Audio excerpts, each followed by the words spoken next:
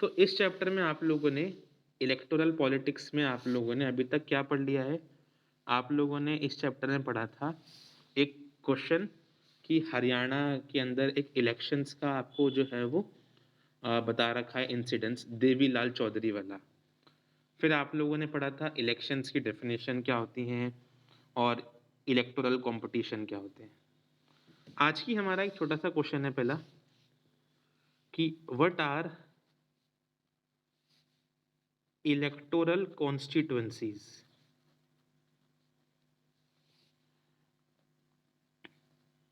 या मैं सिंपली भी ऐसा कह सकता हूं कि व्हाट आर कॉन्स्टिट्यूएंसीज। ये कॉन्स्टिट्यूएंसीज का मतलब क्या होता है?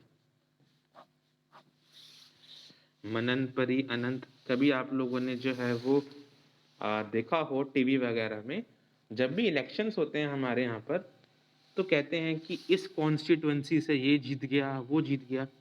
ये कॉन्स्टिट्यूएंसीज क्या होती हैं, पता है किसी को आप में से? हाँ जी, देखिए आप लोग, ये आपको मैं बता रहा हूँ कॉन्स्टिट्यूएंसी के बारे में। कॉन्स्टिट्यूएंसी क्या होती है? देखिए, इलेक्शन करने के लिए हमारे देश में एक क्राइटेरिया होता है कॉन्स्टिट्यूएंसी का। जब भी इलेक्शंस होते हैं ना, तो क्या होता है हमारे देश में किसी भी स्टेट को नंबर ऑफ एरियाज में डिवाइड कर दिया जाता है ताकि एक पर्टिकुलर एरिया का पर्सन एक पर्टिकुलर बंदे को वोट दे सके। उस एरिया को कॉन्स्टिट्यूएंसी कहते हैं। मतलब दोबारा समझिए, जैसे कि सपोज करिए हमारे इंडिया में लोकसभा के इलेक्शन हो रहे हैं। चलो लोकसभा से पहले आपको बताता हूं मैं एक स्टेट इलेक्शन का एग्जांपल। रुकिए, देखिए आप लोग को पता होगा इंडिया में 2019 में 2019 में लास्ट लोकसभा के इलेक्शन हुए थे। हमारे यहाँ पर अलग अलग तरह के इलेक्शंस होते हैं। पहले आती है लोकसभा इलेक्शन की बात। कोई जानता है आप लोगों में से लोकसभा इलेक्शन क्या होते हैं? लोकसभा इलेक्शन का मतलब होता है जो इलेक्शंस होते हैं हमारे पार्लियामेंट में, जो इलेक्शंस होते हैं जिसमें हम अपना प्राइम मिनिस्टर इलेक्ट करते हैं। वो इलेक्शन जिसमें आपके देश में एमपीज इलेक्ट होते हैं, मेंबर ऑफ पार्लियामेंट, जो संसद में जाके बैठते हैं, पार्लियामेंट में जाके बैठते हैं और लॉज बनाते हैं। लोकसभा के वो इलेक्शंस होते हैं, हर 5 साल में होते हैं। जैसे अभी देश में बीजेपी गवर्नमेंट है ना, तो 2019 में इलेक्शंस हुए थे ना, उसमें बीजेपी जीती थी, तो वो वाले इलेक्शन थे। ठीक है, अब 2024 में इलेक्शन होंगे, अगले लोकसभा इलेक्शन होते हैं जिसमें आपके यहाँ पर से एक एमपी चूज होता है, जिसमें अपने प्राइम मिनिस्टर के इलेक्शन होते हैं, प्राइम मिनिस्टर को चूज करते हैं। तो लोकसभा के इलेक्शंस होते हैं। तो जब लोकसभा के इलेक्शंस होते हैं तो हम दिल्ली की बात करते हैं। दिल्ली में जब लोकसभा के इलेक्शन हुए थे तो दिल्ली को 7 एरियाज में डिवाइड करा गया था। नंबर 1 आपका चांदनी चौक का एरिया, नंबर 2 आपका नॉर्थ ईस्ट दिल्ली, नंबर 3 आपका east Delhi, number 4 new Delhi, number 5 north west, number 6 west Delhi and number 7 south Delhi. हम लोग नॉर्थ ईस्ट के रहने वाले हैं तो हम इस ब्लॉक में आते हैं। तो जब भी इलेक्शन होते हैं तो एक स्टेट को या पूरे देश को, स्टेट को भी, हम दिल्ली का एग्जांपल देख रहे हैं अभी, दिल्ली को या पूरे के पूरे इंडिया को नंबर ऑफ एरियाज में डिवाइड कर दिया जाता है। किस बेसिस पे? पॉपुलेशन की बेसिस पे, कि जितनी पॉपुलेशन नॉर्थ वेस्ट में होगी उतनी ही नॉर्थ ईस्ट में होगी, उतनी ही ईस्ट दिल्ली में होगी। पॉपुलेशन के हिसाब से आपके जितने भी हैं स्टेट को नंबर ऑफ एरियाज में डिवाइड कर दिया जाता है, सेम पॉपुलेशन वाले।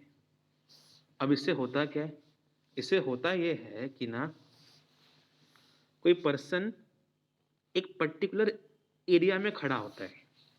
जैसे आप लोग को पता है हम लोग के एरिया का नॉर्थ ईस्ट का कौन है? एमपी। एमपी नॉर्थ ईस्ट का, नॉर्थ ईस्ट दिल्ली का पक्का सोच लो। North east, north east, north east हमारे। अच्छा आपका अलग है मनन, ओके ओके। नॉर्थ, हाँ वहाँ अलग हो सकता है। नॉर्थ ईस्ट दिल्ली का जो है आपका, यहाँ पर जो है वो मनोज बाजपेयी यहाँ के एमपी वो हैं, ठीक है। मनोज तिवारी जो है आपके, मनोज तिवारी वो यहाँ के जो हैं वो एमपी हैं। ऐसी आपका जो है शायद मेरे ख्याल से गौतम गंभीर साउथ दिल्ली के हैं, साउथ या साउथ वेस्ट, मेरे ख्याल से शायद साउथ दिल्ली के हैं वो, ईस्ट दिल्ली के हैं, ठीक है। ईस्ट दिल्ली के हैं गौतम गंभीर, और नॉर्थ ईस्ट के हैं मनोज तिवारी, ठीक है। ऐसे ही अलग अलग एमपीज हैं, तो ऐसा होता है तरीका। तो कॉन्स्टिट्युएंसी का मतलब समझ रहे हो आप लोग क्या होता है? जब भी इलेक्शंस होते हैं, इलेक्शंस जब भी होते हैं तो किसी भी एक स्टेट को नंबर ऑफ एरियाज में डिवाइड कर दिया जाता है पॉपुलेशन के हिसाब से, कि इस एरिया में सेम पॉपुलेशन होगी, इसमें भी सेम पॉपुलेशन होगी, और ये लोग एक पर्टिकुलर बंदे को वोट देते हैं। जैसे हम लोग के यहाँ पर मनोज तिवारी खड़े हुए थे तो हमने उनको वोट दिया होगा, या कोई और खड़ा था। ईस्ट दिल्ली में गौतम गंभीर खड़े थे तो उनको वोट दिया होगा। ऐसा नहीं कि हम लोग रहते नॉर्थ ईस्ट के हैं और जो गौतम गंभीर ईस्ट दिल्ली के हैं उनको वोट दे देंगे, नहीं। अपनी एरिया वाले बंदे अपने पर्टिकुलर जो वहां पर खड़ा हुआ है कैंडिडेट उसे वोट देंगे। तो नॉर्थ ईस्ट में अगर खड़े हुए हैं मनोज तिवारी तो आप उनको वोट दोगे, अगर गौतम गंभीर खड़े हुए हैं ईस्ट दिल्ली में तो वहां के जो आपके रेसिडेंट्स हैं वो उन्हें वोट देंगे। तो ये कॉन्स्टिट्युएंसी का मतलब होता है। तो ऐसे दिल्ली को 7 कॉन्स्टिट्युएंसी में डिवाइड करा है आपके पार्लियामेंट्री इलेक्शन के लिए, लोकसभा वाले, ठीक है। अच्छा, अब इसके अलावा हमारे देश में जो है वो, या एक पर्टिकुलर स्टेट में असेंबली इलेक्शन भी होते हैं। असेंबली इलेक्शंस क्या होते हैं? विधानसभा के इलेक्शन, एमएलए के इलेक्शन। जब एमएलए की बात आती है तो दिल्ली को 7 एरिया में डिवाइड नहीं करा, दिल्ली को रफली 70 एरियाज में डिवाइड करा है। कुछ 70 एमएलए हैं दिल्ली में, 70, तो 70 रीजन्स में डिवाइड करेंगे दिल्ली को। तो एक पर्टिकुलर एरिया का पर्सन एक पर्टिकुलर एमएलए को वोट देगा। ऐसे ही हमारे दिल्ली में एक और इलेक्शन होते हैं जो अभी होने वाले हैं नेक्स्ट ईयर, लोकल इलेक्शंस, जिनको हम लोग बोलते हैं म्यूनिसिपल इलेक्शन। म्यूनिसिपल में भी आपके दिल्ली को अलग अलग रीजन्स में बांट दिया जाएगा, जिससे आपके एमसीडी के मेयर चूज होते हैं, काउंसलर चूज होते हैं। शहरों में इसको म्यूनिसिपल इलेक्शन बोलते हैं, गांवों में इसको पंचायत इलेक्शंस बोलते हैं। कुल मिला के 3 तरह के इलेक्शंस होते हैं आपके देश में। लोकसभा इलेक्शन जो पूरे देश के होते हैं, जिसमें प्राइम मिनिस्टर चूज करते हैं हम लोग। एक होता है असेंबली इलेक्शन, जिससे आप लोग अपने स्टेट का चीफ मिनिस्टर चूज करते हो, एमएलए चूज करते हो। तीसरा होता है म्यूनिसिपल इलेक्शन, जिससे आप अपना एमसीडी को चूज करते हो।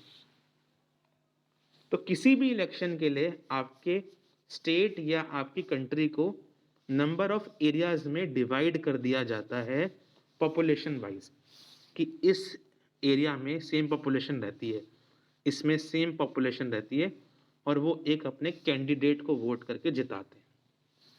इसे कॉन्स्टिट्युएंसी बोलते हैं। तो अगर हम बात करें इंडिया में जब लोकसभा के इलेक्शंस होते हैं इंडिया में, तो जब भी इंडिया में होते हैं लोकसभा के इलेक्शन, तो पूरे इंडिया को 543 कॉन्स्टिट्यूएंसी में बांटा गया है, पूरे इंडिया को। दिखा दिख रहा है आप लोग को? टोटल कॉन्स्टिट्यूएंसी कितनी है? 543। ये छोटे छोटे छोटे छोटे एरियाज हैं। 543 कॉन्स्टिट्यूएंसीज हैं पूरे के पूरे इंडिया में लोकसभा के इलेक्शंस के लिए। एक कॉन्स्टिट्यूएंसी एक तरह की सीट भी होती है। इतने सीट हैं आपके इंडिया में लोकसभा के इलेक्शंस के। तो समझ पा रहे हो कॉन्स्टिट्यूएंसीज का मतलब क्या है? कॉन्स्टिट्यूएंसी का मतलब है for a election in our country, a particular state or country is divided into number of areas. Lok Sabha में पीएम को चूज करते हो आप लोग, प्राइम मिनिस्टर को, और असेंबली या विधानसभा में अपने चीफ मिनिस्टर को, एमएलए को चूज करते हो, और म्यूनिसिपल में अपने काउंसलर और एमसीडी को चूज करते हो। इन सभी इलेक्शन के लिए पूरे के पूरे स्टेट और कंट्री को नंबर ऑफ एरिया में डिवाइड करते हैं, और हर एक एरिया का नाम क्या होता है? कॉन्स्टिट्यूएंसी। ओके दोस्तों, लिख लीजिए आप लोग। For elections in India,